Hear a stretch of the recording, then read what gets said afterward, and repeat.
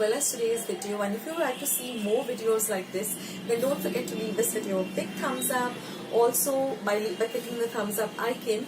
Also, don't forget to subscribe to my channel and become a part of Akshata's Recipes. Once you have subscribed, there is a small little bell icon that will pop up, so just click on that. That way, whenever I put up a new recipe or a new video, you get a message for the same. So on that note, I'll say bye and I'll catch you in my next video sooner than you think. This is Akshata saying bye, take care, stay healthy, stay fit, be kind and loving to one another. So till we meet again, bye.